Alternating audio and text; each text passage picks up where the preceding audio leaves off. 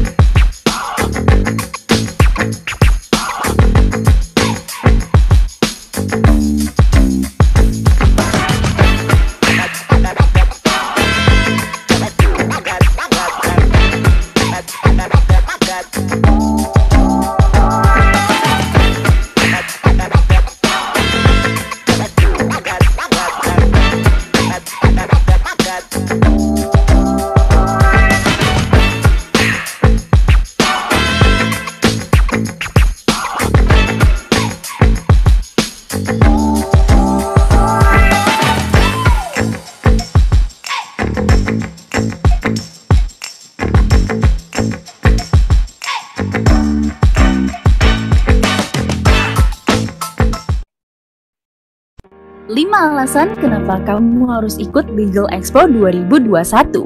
Yang pertama adalah kamu bakalan ketemu langsung sama narasumber yang kompeten berskala nasional dan internasional. Yang kedua nih, jangan lewatkan kesempatan untuk magang di berbagai law firm terkemuka dan kantor notaris. Selain itu, di Legal Expo bakal ada info ratusan beasiswa di dalam dan luar negeri loh. Nah, di alasan ketiga kenapa kamu harus ikut Legal Expo, karena di sini kamu akan diberikan kesempatan untuk membangun koneksi. Di event ini, kamu bisa bertemu langsung dengan para praktisi serta ribuan peserta dari Sabang sampai Merauke dalam forum Meet and Greet. Yang keempat adalah kamu bakal dapat update ilmu hukum terbaru langsung dari ahlinya. Dan yang terakhir dan gak kalah penting, event ini gratis loh. Plus ada door prize dan giveaway. Catat ya, event ini dilaksanakan secara virtual pada tanggal 11, 12, dan 13 November 2021. Daftar sekarang di legalexpo.idlc.id karena slot terbatas.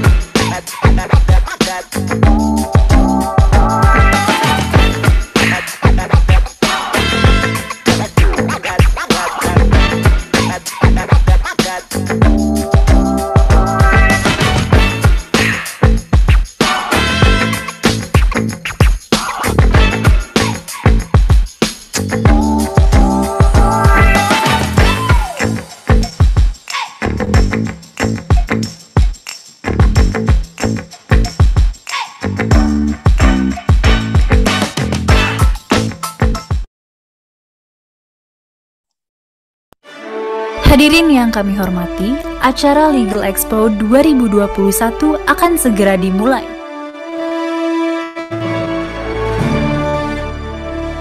Para peserta dipersilahkan untuk mematikan mikrofon selama acara berlangsung. Untuk mendapatkan pengalaman Legal Expo secara prima, maka pastikan bahwa Anda memiliki koneksi internet yang stabil. Terima kasih.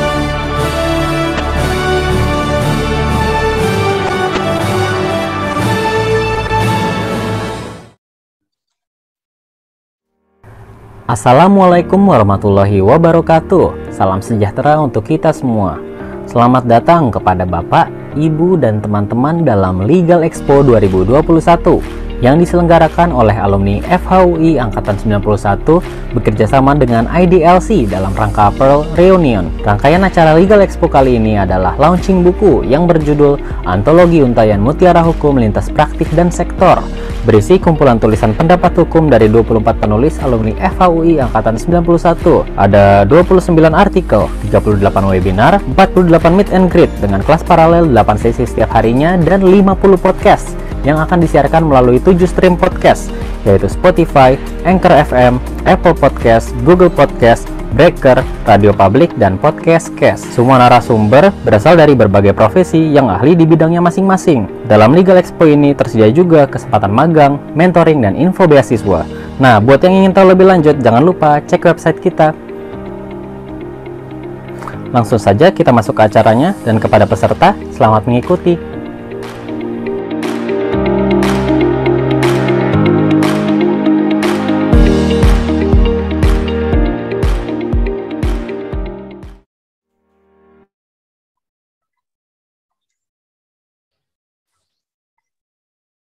Baik, sudah bisa dimulai ya, panitia.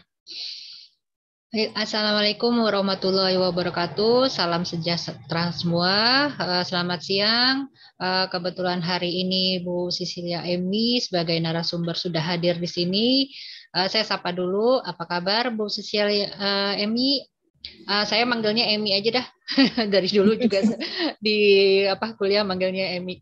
Ya Bu Emi, apa kabar? Sudah bisa hadir di sini. Sehat selalu ya Bu Emi.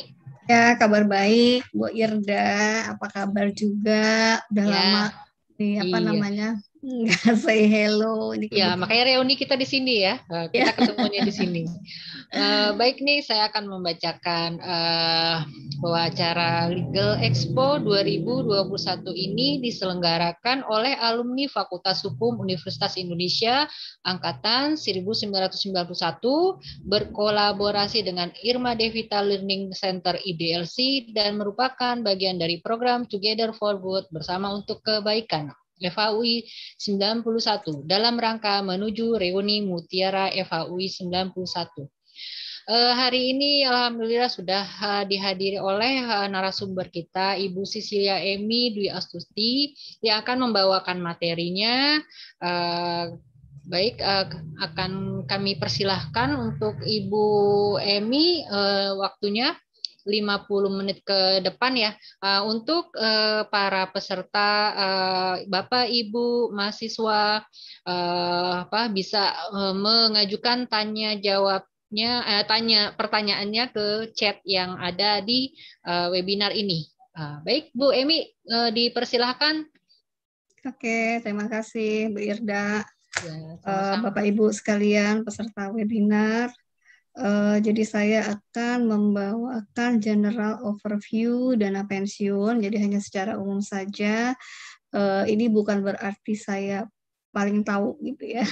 Mungkin nanti kita bisa share knowledge juga, sharing informasi juga kalau memang ada hal-hal yang Bapak Ibu lebih ketahui dibandingkan dengan saya.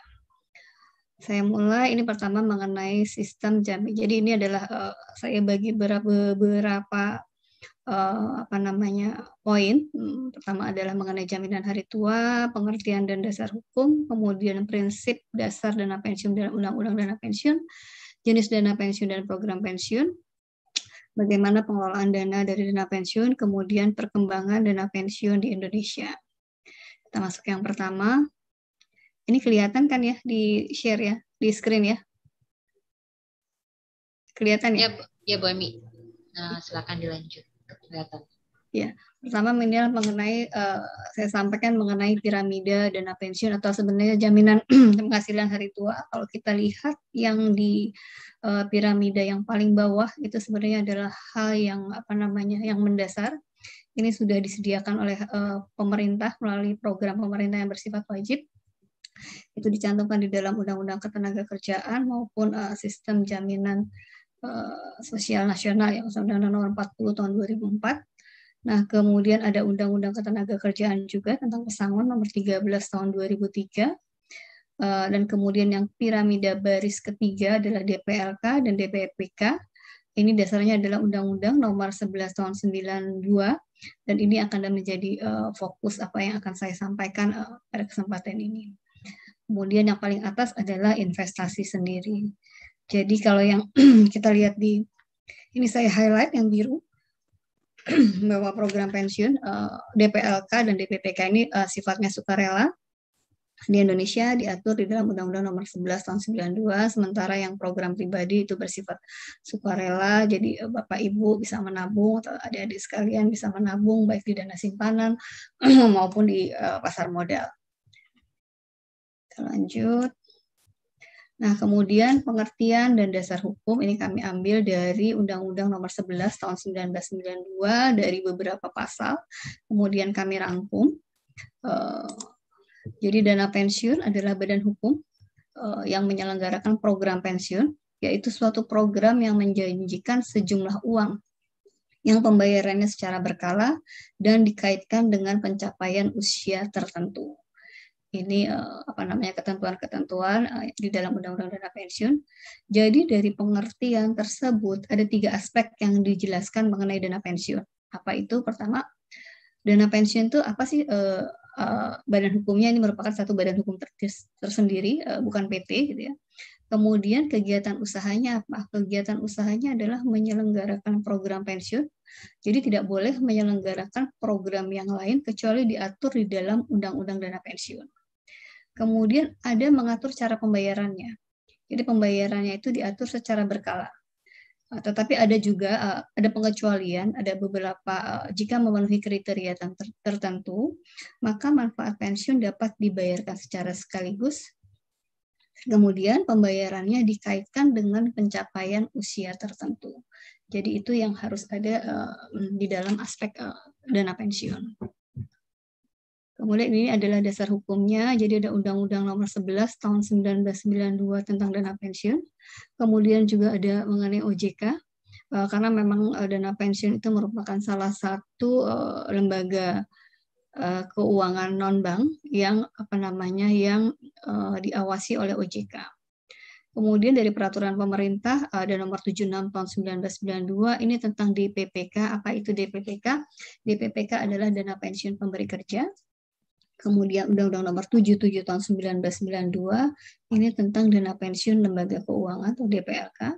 Kemudian ada POJK. POJK sendiri ada beberapa POJK yang mengatur mengenai dana pensiun misalnya di bidang investasi, ada juga manajemen risiko, ada juga mengenai iuran dan manfaat pensiun. Kemudian selanjutnya yang paling bawah adalah peraturan dana pensiun dari dana pensiun masing-masing. Nah, prinsip dasar dalam dana pensiun, prinsip dasar dana pensiun dalam Undang-Undang Dana Pensiun itu pertama adalah prinsipnya sukarela. Sukarela baik bagi pemberi kerja maupun bagi para karyawan. Jadi bagi pemberi kerja, perusahaan itu bebas untuk membentuk dana pensiun atau tidak membentuk dana pensiun. Kemudian bagi karyawan sendiri, syarat kepesertaannya itu juga bebas. Boleh memilih untuk menjadi peserta atau tidak menjadi peserta. Kemudian karyawan yang telah menjadi peserta, jadi walaupun sukarela, dia tidak dapat mengundurkan diri dari kepesertaannya atau menuntut hak atas manfaat pensiunnya apabila masih memenuhi syarat kepesertaan. Nah, syarat kepesertaan ini ada di Undang-Undang Dana Pensiun maupun biasanya di dalam Peraturan Dana Pensiun itu disebutkan. Kemudian apabila peserta diwajibkan ikut membayar iuran, maka kepesertaannya bersifat aktif. Jadi harus ada pernyataan tertulis dari peserta untuk kesediaan dipotong gajinya setiap bulan untuk membayar iuran kepada dana pensiun. Jadi kalau memang sudah menjadi peserta, kemudian ada kewajiban untuk membayar iuran, maka harus dinyatakan di dalam surat pernyataan. Kemudian apabila seluruh iuran hanya dari pemberi kerja, maka perlakuan yang sama harus dilakukan kepada seluruh karyawan sepanjang karyawan tersebut memenuhi syarat kepesertaan. Jadi ini asasnya equal. Lanjut, kemudian yang kedua adalah prinsip keterpisahan kekayaan. Jadi kekayaan dana pensiun itu terpisah dari kekayaan pendirinya. Misal satu dana pensiun, misalnya dari saya, dana pensiun Bank Indonesia, itu kekayaannya terpisah dari kekayaan Bank Indonesia sebagai pendiri kami. Jadi karena memang kekayaan terpisah, badan hukumnya juga terpisah, kemudian kekayaan dana pensiun itu dikelola tersendiri berdasarkan undang-undang dana pensiun. Dari sisi prinsip pendanaan, jadi penyelenggaraan dana pensiun itu harus dengan sistem pendanaan atau funding sistemnya berupa iuran, baik iuran yang berasal dari pemberi kerja maupun dari peserta, apabila ada. Jadi memang bisa dimungkinkan bahwa iuran itu hanya dari pemberi kerja saja. Kemudian yang keempat adalah prinsip penundaan manfaat. Jadi manfaat pensiun baru dapat dibayarkan setelah peserta mencapai usia pensiun tertentu, ya, yang ditetapkan biasanya oleh peraturan dana pensiunnya. Kemudian peserta yang berhenti bekerja sebelum mencapai usia pensiun ditunda pembayaran manfaat pensiunnya dan baru dapat dibayarkan paling cepat setelah peserta mencapai usia pensiun dipercepat. Kemudian azas penundaan pembayaran manfaat pensiun tidak berlaku apabila peserta aktif meninggal dunia atau berhenti bekerja karena cacat total atau tetap. Saya lanjutkan dulu ya. Kemudian prinsip mulai timbulnya hak atas dana manfaat pensiun. Jadi hak atas dana manfaat pensiun bagi peserta itu timbul apabila masa kepesertaannya telah mencapai 3 tahun atau lebih. Ya. Kemudian jika peserta tersebut berhenti bekerja dan memiliki masa kepesertaan kurang dari 3 tahun, maka dia berhak menerima himpunan iurannya sendiri ditambah bunga yang layak. Jadi memang belum bisa dikatakan bahwa itu adalah manfaat pensiun atau dana pensiun. Nah, prinsip tersebut tidak berlaku untuk peserta DPLK. Jadi kalau yang peserta dana pensiun lembaga keuangan itu bisa mengambil iurannya dengan jumlah tertentu, dengan syarat tertentu, dan itu biasanya diatur di dalam peraturan dana pensiun lembaga keuangan. Saya lanjutkan. Bu Irda, mungkin saya confirm lagi, berarti nanti kalau memang ada tanya jawab setelah selesai ya? Ya, setelah selesai. Sambil menunggu, ini biasa kalau ada chat yang tanya jawab.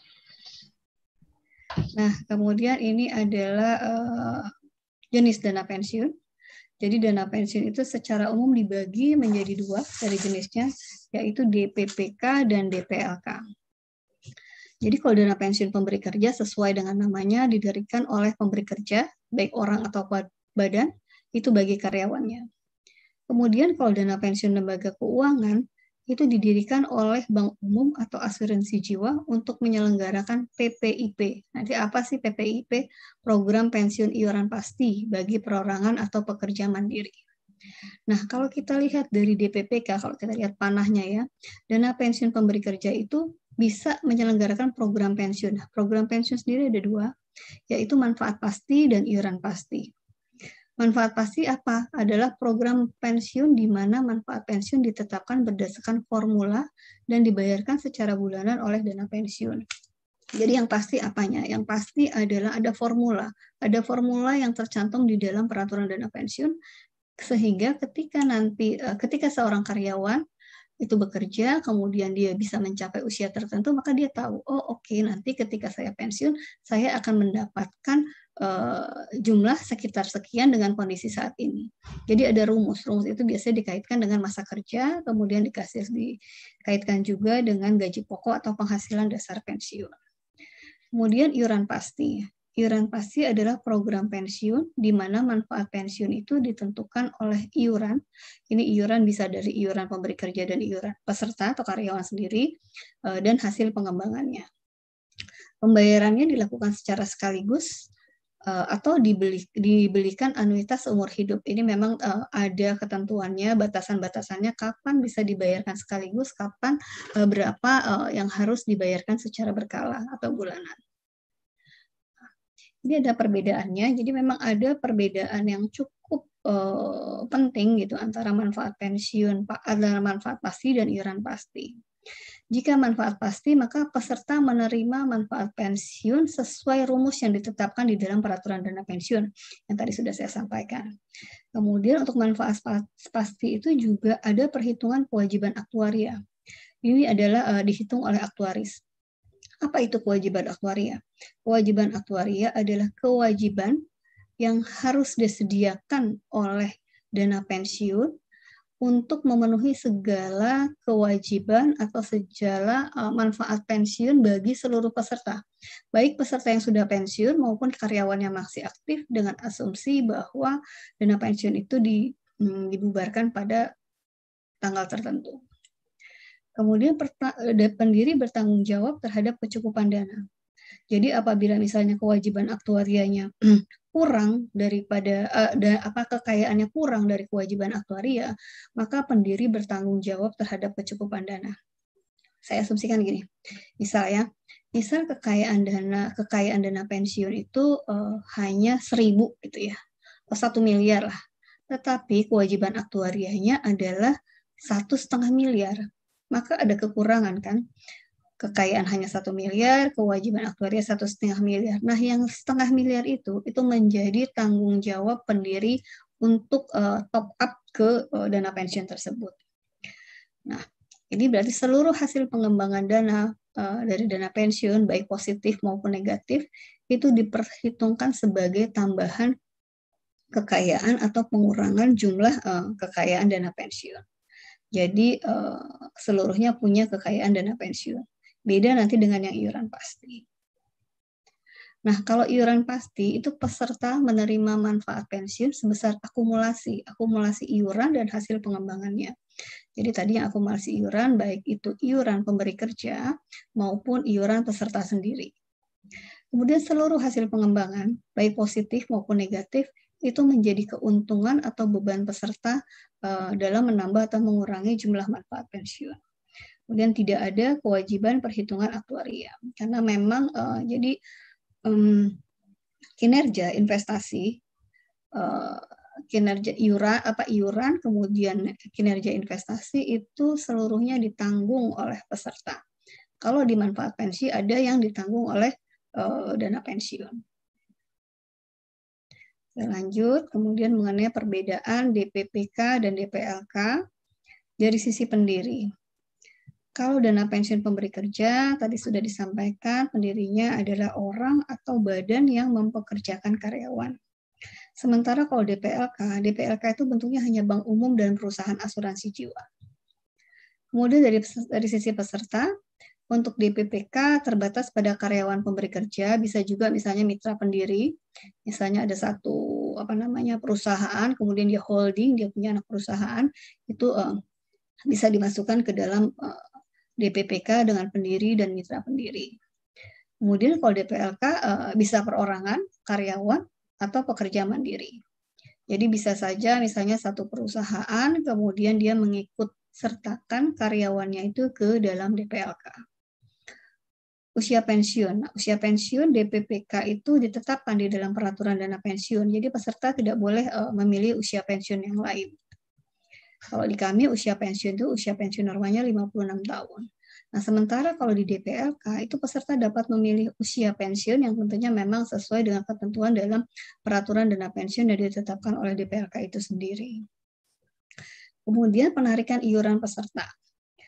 Di DPPK, selama masa kepesertaannya masih berlangsung, maka peserta tidak dapat menarik iurannya. Beda dengan DPLK. Dalam peraturan dana pensiun DPLK, jadi selama masa kepesertaannya masih berlangsung, peserta dapat dimungkinkan menarik iurannya sendiri. Jadi iurannya sendiri, tetapi hasil pengembangan, iuran dari pemberi kerja, pengembangannya dan pengalihannya dari dana pensiun lain itu tidak boleh ditarik. Jadi misalnya saya diikut sertakan dalam DPLK satu bank tertentu. Kemudian saya mengiur dari gaji saya sendiri, misalnya mengiur sekitar 1 juta. Kemudian perusahaan menambah iuran menjadi tambah lagi 2 juta lah, taruhlah, misalnya lebih besar. Maka yang bisa saya ambil hanya yang 1 juta berikut hasil pengembangannya. Sementara yang 2 juta yang tadi merupakan iuran dari pemberi kerja itu tidak boleh ditarik. Bedanya seperti itu. Kemudian dari sisi investasi, kalau dana pensiun pemberi kerja itu kebijakan investasinya ditetapkan oleh pendiri. Ini untuk program pensiun manfaat pasti atau oleh pendiri dan dewan pengawas untuk yang program pensiun iuran pasti. Jadi peserta tidak dapat memilih investasi, walaupun biasanya ditetapkan kira-kira mau kelompok yang mana gitu, diberikan alternatif. Kemudian kalau dari sisi DPLK, peserta dapat memilih investasi sesuai ketentuan di dalam DPLK. Kemudian peserta dapat mengubah pilihan investasinya sewaktu-waktu, tentu juga dengan jangka waktu yang diatur sesuai dengan ketentuan dalam peraturan dana pensiun. Kemudian dari sisi pembayaran manfaat pensiun secara bulanan. Untuk dana pensiun pemberi kerja yang program pensiun manfaat pasti, maka itu dilakukan sendiri oleh dana pensiun tersebut. Atau juga bisa dialihkan ke perusahaan asuransi jiwa. Ini sesuai dengan pilihan pesertanya dengan membeli anuitas. Kemudian yang iuran pasti DPPK itu wajib mengalihkan ke perusahaan asuransi jiwa sesuai pilihan peserta. Kemudian dapat juga membayarkan secara berkala kepada peserta. Jadi untuk yang dana pensiun pemberi kerja, dia bisa mengalihkan perusahaan asuransi jiwa atau juga bisa membayarkan secara berkala. Tetapi untuk DPLK, jadi pembayaran manfaat pensiunnya itu wajib dialihkan ke perusahaan asuransi jiwa yang dipilih oleh peserta dengan membeli anuitas. Ini juga boleh, jadi bisa juga membeli anuitas kemudian diberikan pembayaran secara berkala kepada peserta dan pihak yang berhak.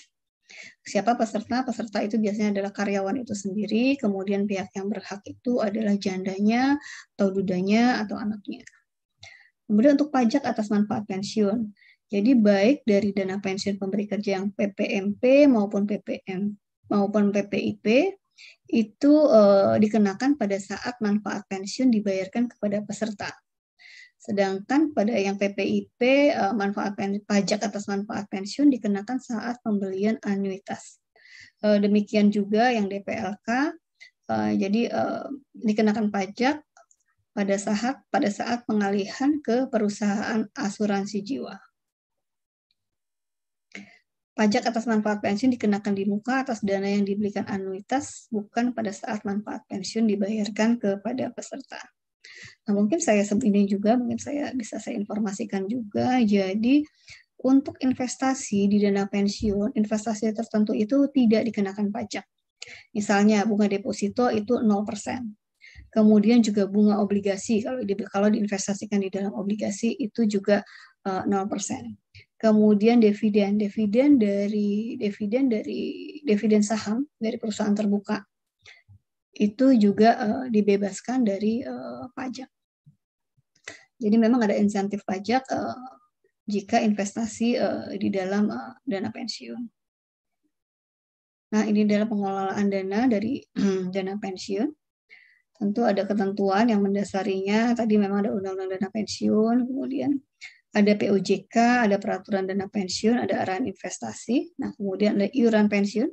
Iuran pensiun ini terdiri dari iuran pensiun pemberi kerja, IPPK, dan iuran pensiun peserta.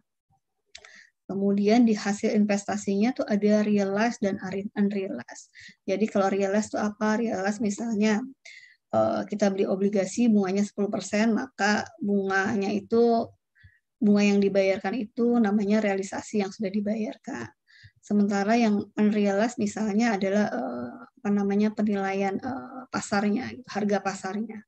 Misalnya suatu obligasi waktu kita beli harganya 10 miliar gitu. Kemudian ternyata harga pasarnya hanya 9 miliar gitu.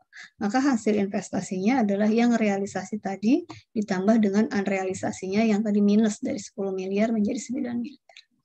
Jadi demikian hitungannya, kemudian diinvestasikan, setelah diinvestasikan dilakukan untuk dihimpun, kemudian untuk pembayaran manfaat pensiun. Manfaat pensiun dibayarkan kepada siapa saja?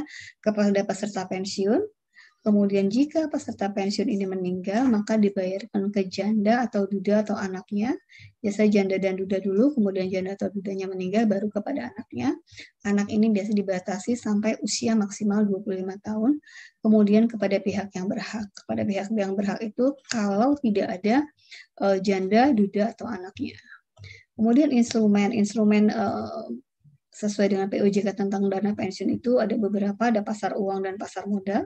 Pasar uangnya antara lain deposito dan tabungan atau NCD. Kemudian di pasar modal ada surat berharga negara, ada obligasi korporasi, ada medium term notes, ada efek beragun aset, kemudian ada repo, ada reksadana, ada saham di bursa.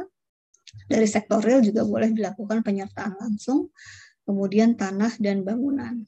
Nah, terkait dengan manfaat pensiun ini, bisa saya jelaskan, saya lupa menuliskannya. Jadi manfaat pensiun itu sebetulnya ada 3 atau 4. Pertama adalah manfaat pensiun normal, yang ini dikaitkan dengan usia. Jadi ketika seorang karyawan berhenti pada usia pensiun normal, maka dia akan mendapatkan manfaat pensiun normal. Kemudian ketika seorang karyawan berhenti 10 tahun sebelum dia mencapai usia pensiun normal, misalnya usia pensiun normalnya ada 56, dan dia berhenti misalnya di usia 44 gitu, lebih dari 10 tahun, maka dia berhak atas manfaat pensiun dipercepat. Misalnya dia di usia 47 tahun, jadi 10 tahun sebelum usia pensiun normal, maka dia berhak mendapat pensiun dipercepat. Kemudian ada juga manfaat pensiun cacat. Jadi ketika seorang karyawan misalnya dia sakit atau kemudian dia cacat, itu dia bisa memperoleh manfaat pensiun, namanya manfaat pensiun cacat. Kemudian ada lagi namanya manfaat pensiun tunda. Manfaat pensiun tunda adalah ketika seorang karyawan memiliki masa kepesertaannya lebih dari 3 tahun. Lebih dari 3 tahun tetapi dia belum mencapai usia pensiun dipercepat tadi. Maka dia berhak, memang dia harus menunda manfaat pensiunnya untuk dibayarkan nanti ketika dia secepat-cepatnya pada usia pensiun dipercepat. Nah, ini adalah kegiatan pokoknya tadi, penerimaan dan penghimpunan iuran pensiun, perhitungan dan pembayaran manfaat pensiun, dan pengembangan dana. Kemudian dari komponen pendanaan dana pensiun juga ada iuran pensiun, tadi ada iuran pensiun peserta, ada iuran pensiun pemberi kerja. Kemudian ada hasil pengembangan dana, kemudian ada juga pemindahan dana dari dana pensiun lain kalau ada. Nah, ini adalah mengenai jenis batasan investasi dan batasan per pihak. Jadi dana pensiun itu merupakan satu badan hukum yang highly regulated. Jadi kami diatur mengenai jenisnya, investasinya harus apa saja, kemudian batasan maksimalnya berapa persen, batasan per pihak juga berapa persen. Nah, ini adalah jenis-jenis investasi yang dapat diinvestasikan oleh dana pensiun. Ada tabungan pada bank, ada deposito on call pada bank, deposito berjangka, sertifikat deposito, surat berharga yang diterbitkan oleh Bank Indonesia, kemudian ada surat berharga negara, saham yang tercatat di Bursa Efek di Indonesia, obligasi korporasi yang tercatat di Bursa Efek Indonesia, reksadana, medium term notes, efek beragun aset, terus kemudian dana investasi real estate berbentuk KIK, ada kontrak opsi, ada kontrak berjangka efek, ada repo, penyertaan langsung di Indonesia, tanah bangunan serta tanah dan bangunan, obligasi daerah, serta dana investasi infrastruktur berbentuk KIK. Jadi ada juga dibatasi maksimal, kalau untuk SBN maksimal boleh 100%. Untuk medium term notes itu 10%. Untuk dire itu 10%, kemudian kontrak berjangka efek maksimal 5%, penyertaan langsung maksimal 15%, tanah bangunan itu maksimal 12%. Nah, Jumlah seluruh investasi ini per pihaknya juga dibatasi maksimal 20% dari total investasi dana pensiun. Jadi memang ini untuk mitigasi risiko per pihak. Nah, ini adalah pengelolaan dana pensiun. Jadi di OJK diatur ini untuk dana pensiun yang lembaga keuangan yang iuran pasti ya. Jadi ada portofolio, bisa dikatakan portofolio agresif dan portofolio konservatif. Misalnya agresif adalah tabungan, deposito, SBI, SPN, obligasi, sukuk, saham, reksadana, MTN, dan lain sebagainya. Nah, ada ketentuan bahwa sebelum usia pensiun, 5 tahun sebelum usia pensiun, maka sudah harus dipindahkan. Dipindahkan kepada portofolio yang konservatif. Kenapa konservatif? Yang volatilitasnya sangat rendah. Bahkan dibilang mungkin sangat rendah lah ya. Kayak tabungan, deposito, itu kan ya udah pasti pendapatannya, tidak ada volatilitas harga. Kemudian surat berharga Bank Indonesia. Kemudian untuk SBN. SBN ini kalau di kami istilahnya nilai perolehan yang diamortisasi, atau kalau di akuntingnya itu adalah hold to maturity. Jadi kalau hold to maturity itu tidak lagi terdampak perubahan harga pasar. Jadi itulah life cycle fund-nya. Jadi semakin mendekati usia pensiun maka harus konservatif. Ini diatur di dalam POJK 5 tahun 2017. Kemudian ini adalah perkembangan dana pensiun di Indonesia. Ini saya ambil dari statistik OJK 2020. Kalau kita lihat di yang sebelah kiri, pergerakan dana pensiun pemberi kerja itu yang biru. Sementara yang kuning itu adalah dana pensiun pemberi kerja juga, tetapi yang iuran pasti. Yang merah adalah yang DPLK. Kalau kita lihat yang dana pensiun pemberi kerja yang manfaat pasti, itu jumlahnya semakin lama semakin berkurang. Kemudian kalau yang dana pensiun pemberi kerja PPIP yang iuran pasti, itu jumlahnya relatif stabil. Demikian juga yang dengan yang DPLK, yang merah ini jumlahnya relatif stabil. Jadi kenapa yang dana pensiun pemberi kerja, program manfaat pensiun pasti itu jumlahnya semakin lama semakin turun. Satu adalah karena adanya kewajiban tadi yang disebutkan di awal, bahwa adanya kewajiban pemberi kerja untuk mencukupi kewajiban pendanaan dari dana pensiun. Jadi kalau kekayaannya kurang dari kewajiban aktuaria, maka pemberi kerja harus top up dana. Nah, ini yang menjadi salah satu constraint dari dana pensiun pemberi kerja. Nah, selain hal tersebut, juga setelah adanya BPJS yang wajib bagi seluruh pemberi kerja dan bagi karyawan, nah itu juga yang menyebabkan salah satu yang menyebabkan turunnya jumlah dari dana pensiun pemberi kerja. Kemudian kalau kita grafik di sebelah kanannya mengenai grafik pertumbuhan aset dana pensiun, itu memang semakin lama semakin membesar, yaitu dari 2016 itu 234,4 triliun, kemudian di 2020 menjadi 313 triliun. Jadi memang aset yang besar sekali dari dana pensiun ini sebenarnya diperlukan dalam pembangunan nasional ya. Kalau kita lihat grafik yang di bawah, nah ini tadi sejalan juga sebenarnya dengan grafik yang tadi di sebelah kiri, bahwa dana pensiun pemberi kerja itu semakin lama asetnya yang manfaat pasti, semakin lama PPPK PPMP ini asetnya sih naik ya, asetnya semakin naik gitu ya. Dana pensiun yang PPIP relatif naik sedikit, yang DPLK ini semakin membesar. Itu aja yang bisa saya sampaikan, yang tadi saya lihat untuk. Terima kasih paparannya Bu Emi. Ada lagi yang mau disampaikan? Atau mungkin kita lanjut pada tanya jawab? Silakan. Ya, kalau tidak ada tanya jawab, ditanya aja Bu Emi. Boleh. Mungkin Bu Emi bisa kasih pertanyaan, kalau misalnya bisa dijawab sama peserta. Okay. Mungkin bisa kasih apa gitu? Oh iya boleh. Ini pesertanya kira-kira masih banyak yang mahasiswa atau yang ini ya?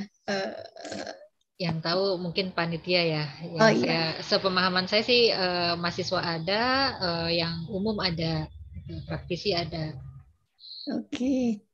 Mungkin saya mau Hmm, nanya boleh, dulu boleh, nih. boleh, silakan. Ini memang kalau untuk yang asuransi ini dalam satu fasilitas bisa ya, misalnya dalam satu premi lah gitu ya, sekalian sama apa dana pensiun, tabungan, terus kemudian ada di cover asuransi kematian gitu misalnya. Apakah dalam satu premi gitu bisa fasilitasnya? Jadi gini, kalau untuk yang apa namanya dana pensiun itu kalau DPLK bisa juga sih ya satu premi ya. Selama itu diatur sih di dalam. Itu memang dimungkinkan dia selain apa namanya menyelenggarakan manfaat pensiun juga dia boleh menyelenggarakan manfaat lain. Manfaat lain itu ya boleh misalnya dana kematian, dana manfaat tambahan gitu ya. Ada juga dana pendidikan, dana perumahan itu boleh aja sih. Ya maksudnya dalam satu Dimungkinkan, ya. premi ya, dalam satu premi gitu kan, fasilitasnya Um, bisa dapat sekalian asuransi jiwa dan apa pensiun sekalian gitu. Setahu saya dananya harus dipisahkan ya, Bisa ya. dipisah Gitu. ya. Harus Oke. sendiri dana pensiun sendiri, kemudian yang manfaat lain sendiri. Iya. Ini ada pertanyaan nih kebetulan. Apakah mahasiswa sudah bisa mulai mempersiapkan dana pensiun? Bisa dong. Kan tadi yang DPLK, jangan Bisa yang ya dari berarti. bekerja ya. Bisa ada banyak kok DPLK Berarti sekarang. persyaratannya sudah usia 18 tahun tahun ya? ya. Ya, 18 tahun. Berarti udah bisa tuh yang mahasiswa mau buka itu Bu katanya. Bisa Ini ada lumayan lagi. loh, bebas pajak kan untuk yang tabungan, Ya. obligasi. Kalau nggak salah BPJS juga udah mengadakan itu ya, DPLK ya, untuk yang non pegawai. Kayak Go. gitu. Kalau Iya, nggak iya. salah. Iya, Saya iya. waktu itu kalau nggak salah ya gitu. Mungkin mungkin kalau misalnya ini bisa maksudnya untuk non pekerja kan, kalau yang saya Oh, untuk tahu. non pekerja iya boleh, boleh. Kalau BPJS boleh kan? Dia kan memang ada yang pekerja mandiri kalau nggak salah salah Ya, satu. maksudnya untuk dana pensiun yang bisa ditarik ketika dia usianya udah 56 gitu kan. Iya. Mm-mm. Gitu. Terus ada Tapi lagi nih, kenapa Bu? silakan, silakan. Kenapa Bu Emi ada tambahan kali? Ya Tadi apa? tadi kan kalau yang bisa nggak diambil bisa, iuran sendiri bisa. Jadi kalau tabungan gitu ya bisa diambil juga nantinya di Juga. DPLK. Jadi fungsi bisa tabungan juga Oke, ya. mau uang muka buat beli rumah gitu boleh, atau uang muka buat nikah atau buat nikah gitu bisa. Kalau Tapi 10 tahun itu tadi ya? Sudah 10 tahun ya? enggak sih, kalau DPLK itu bisa kok. Oh, Ada bisa. syarat tersendiri, tapi memang hanya sebagian, nggak boleh seluruhnya. Begitu seluruhnya maka dia berhenti menjadi peserta Oh, DPLK. peserta. Oke. Ini ada pertanyaan lagi nih, Bu. Perbedaan DPPK dan DPLK dan bagian investasi DPLK peserta dapat mengubah pilihan investasi. Pertanyaannya, apakah ada syarat tertentu untuk mengubah pilihan investasi tersebut? Ya, pertama aset kelasnya harus yang diatur di dalam peraturan dana pensiun ya. Gitu. Ya, jadi bisa, tetapi ada periodenya. Biasanya juga biasanya DPRK juga mengatur, nggak bisa misalnya bulan ini X, bulan depan pindah ke Y gitu ya. Ada Oh jangka gitu, ada jangka waktunya ya. waktu untuk merebalancing namanya aset-aset tersebut. Baik, ini ada lagi pertanyaan. Jika seseorang meninggal, waduh, kayaknya banyak juga nih. Jika seseorang meninggal dan memiliki anak istri, namun orang tersebut ingin memberikan dana pensiunnya ke ibunya, apakah bisa? Nah, Nggak bisa. ini nih Bu. Apakah bisa? Biasanya kan ke ahli waris ya? Ya, janda dudanya. Jadi memang urutannya begitu, janda, duda, anak, baru pihak yang berhak. Kalau yang dua itu nggak ada, baru pihak yang berhak. Oke, berarti itu ya berlaku hukum waris ya. Berarti. Kemudian penempatan instrumen investasi bisa di saham. Apakah ada kriteria emiten untuk penempatan dana guna mitigasi risiko? Oh, Jadi kalau yang diatur di OJK itu hanya ke apa namanya kelas asetnya adalah saham gitu atau equity. Masalah nanti pemilihan ya kalau di DPLK mungkin ini akan tergantung dari pilihan dari si DPLK-nya sendiri gitu ya. Gimana dia men-screening atau men-stock pickingnya itu. Memang dalam mitigasi resiko itu udah umum sekali terjadi di dalam pengelolaan investasi itu ada namanya proses investasi gimana pemilihannya. Mitigasinya juga pasti kita akan lihat fundamentalnya yang bagus gitu lah. Yang proyeksi ke depannya, proyeksi ekonomi mendukung kinerjanya. Itu harusnya ada di dalam proses investasi itu, di dalam proses investasi untuk menentukan aset atau instrumen yang akan diambil. Harusnya seperti itu. Oh gitu, oke. Ya, ini 10 menit sebelum berakhir ya, saya sudah diingatkan nih. Ada 2 pertanyaan lagi mungkin. Kalau apakah DPLK selaku badan hukum diwajibkan memiliki NIB? Nomor izin berusaha ya, nggak salah ya. Ya, ini yang bertanya Bu Sali Utami. Mungkin silakan Bu Sali Utami kalau mau yang dimaksudkan nih bisa ditanyakan langsung.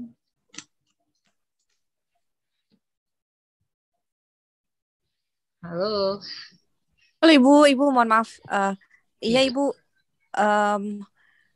apa namanya tadi kalau tidak salah di slide disebutkan bahwa dana pensiun ini kan berbadan hukum gitu. Nah, kalau dana DPLK tadi juga disebutkan ada pendirinya. Nah, pendirinya ini kan juga udah merupakan badan hukum yang juga pasti memiliki NIB. Nah, DPLK sendiri apakah juga harus memiliki NIB karena atau bisa mengikuti dari pendirinya NIB-nya? Nomor induk berusaha ya Bu ya. Kalau induk berusaha ya, kalau saya sih untuk dana pensiun menurut saya nggak perlu ya ini apa namanya karena dia badan hukum sendiri yang memang sudah jelas apa namanya kegiatan usahanya ya. Oh ya, baik Bu. Oke, sudah terjawab ya. 8 menit berakhir, apakah DPBCA akan menunjuk kepada salah satu anuitas atau DPLK tertentu kepada peserta yang pensiun normal dipercepat atau ditunda? DP apa tadi? DPBCA ya? DPBCA ya, apakah DPBCA akan menunjuk kepada salah satu anuitas atau DPLK tertentu kepada peserta yang pensiun normal dipercepat atau ditunda? Ya, jadi kalau ini ketentuan umum ya, ketentuan umum dana pensiun pemberi kerja yang iuran pasti itu memang harus membeli anuitas atau membeli anuitas dari perusahaan asuransi atau juga bisa menyelenggarakan sendiri. Nah, saya terus terang saya belum tahu mengenai DPBCA ini apakah dia bisa membayarkan secara bulanan ya ataukah memang harus belikan anuitas oleh perusahaan asuransi jiwa. Nah, mungkin bisa dilihat di websitenya DPBCA. Kebetulan saya tadi sempat lihat sih, tapi nggak sempat lihat apakah akan dibayarkan sendiri oleh DPBCA yang bulanan tersebut, yang pensiun normal tersebut, ataukah harus dialihkan ke asuransi. Itu mungkin jawaban saya. Karena memang tergantung dari dana pensiunnya. Ya, tergantung ini. Oke, mudah-mudahan terjawab ya Ibu atau Mbak Salis Ambarwati. Oke, pertanyaan terakhir Pak Dani nih. Mohon informasi mengenai dana iuran yang diperoleh, apakah ada mekanisme persetujuan atau penolakan untuk menginvestasikan di bidang tertentu? Saya. Jadi kalau yang dana pensiun pemberi kerja itu nggak bisa sesuai dengan arahan investasi, sesuai dengan ketentuan dana pensiunnya. Tetapi kalau di DPLK atau juga dana pensiun yang iuran pasti itu biasanya ada pilihan. Mau yang syariah atau mau yang konvensional. Itu biasanya ada sih. Ada pilihan gitu untuk pilihan investasinya. Untuk pilihan investasinya ya. Jadi mengenai bidang mikronya diserahkan pada badan hukum badan pensiunnya. Iya, kepada pengelolanya. Baik, pengelolanya. Oh, baik. Baik, terima kasih Mbak Emi. Ya, Mbak Irda. Oke, Pak Dani. Mungkin 6 menit sebelum berakhir, ada lagi yang mau bertanya? Atau mungkin Bu Emi mau kasih sesuatu untuk penutup? Cukup sih dari saya, Bu Irda. Semoga bermanfaat ya apa yang disampaikan gitu. Ya, Sukses juga buat IDLC. Terima kasih Bu Irda juga masih 5 menit nih. Oke, harus tutup ya? Enggak, maksudnya masih ada 5 menit lagi. Mungkin mau ada satu pertanyaan lagi atau bagaimana?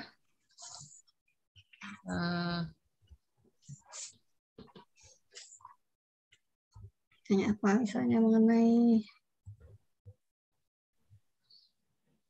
Jadi berarti ini sekarang tabungan-tabungan juga sebenarnya tabungan-tabungan juga udah mulai ini ya Bu Emi ya, sudah di cover dengan asuransi juga ya. Ya ada kan beberapa tabungan yang juga sudah di cover asuransi begitu kan. Misalnya ada apa sih contohnya waktu itu tabungan yang di cover asuransi kematian atau tabungan yang memang tabungan untuk pensiun. Ada seperti itu ya? Ya, tapi itu bukan dana pensiun tadi kalau kita lihat yang di piramidanya ini ya. Ini lebih kepada yang apa namanya? Berbeda ya. Investasi sendiri ya. Investasi sendiri. Baik, apa namanya? Tidak ada lagi yang bertanya? Mungkin ada sesuatu lagi Bu mau disampaikan? Selain memang insya Allah nih hal yang bermanfaat sekali gitu ya buat kita semua, dan ini mudah-mudahan menjadi suatu wacana yang bahwa asuransi ini sebenarnya ya penting nggak penting. Kalau misalnya untuk yang mandiri ya, kadang-kadang kan ini juga diadakan juga untuk hal yang mandiri. Kalau memang karyawan memang secara otomatis gitu kan. Nah, ini sekarang kan juga sudah diadakan program-program DPLK di setiap bank ya kan punya produk-produknya gitu kan. Yang mungkin kalau misalnya hal ini dianggap penting, itu bisa menjamin nanti di masa tuanya gitu ya. Iya sih, jadi sebenarnya dana pensiun itu penting sih menurut saya. Pertama memang kita dapat insentif ya dari pajak, gitu kan, insentif dari pajak, terus kemudian juga dikait, jadi kita lebih disiplin sih gitu ya. Kalau kita cuma nabung sendiri kan nggak disiplin gitu kan. Iya betul. Oke, ini tinggal apa namanya? Ada lagi Bu? Mau 3 menit. Maaf untuk Bu Irda dan Bu Emi, waktu tersisa tinggal 3 menit lagi. 3 menit. Mungkin kita ada sesi dokumentasi terlebih dahulu dan para peserta dimohon untuk membuka kameranya. Oke. Stop share dulu ya kalau gitu ya. Mana ini stop share-nya?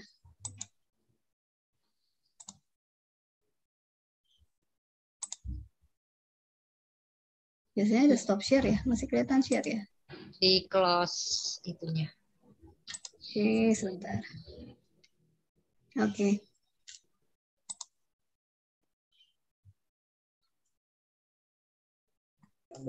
Baik, mulai saya foto ya Bapak dan Ibu. Ya, terima kasih Dani. Baik, terima kasih. Oke, makasih semua.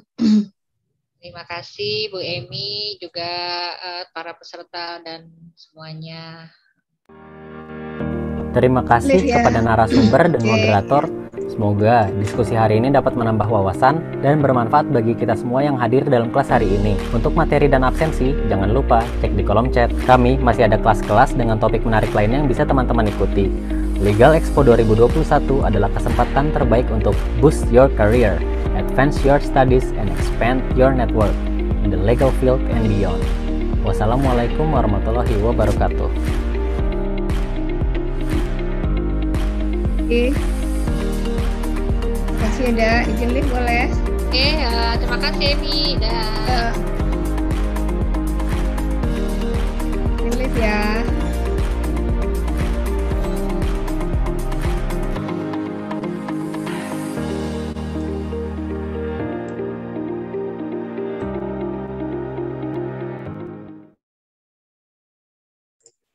Terima kasih kepada Ibu Emi dan Ibu Irda. Saya mohon izin untuk mengakhiri kelas saat ini. Tidak lupa juga saya ucapkan terima kasih kepada para peserta yang sudah ikut meramaikan acara ini. Sampai jumpa di kelas berikutnya.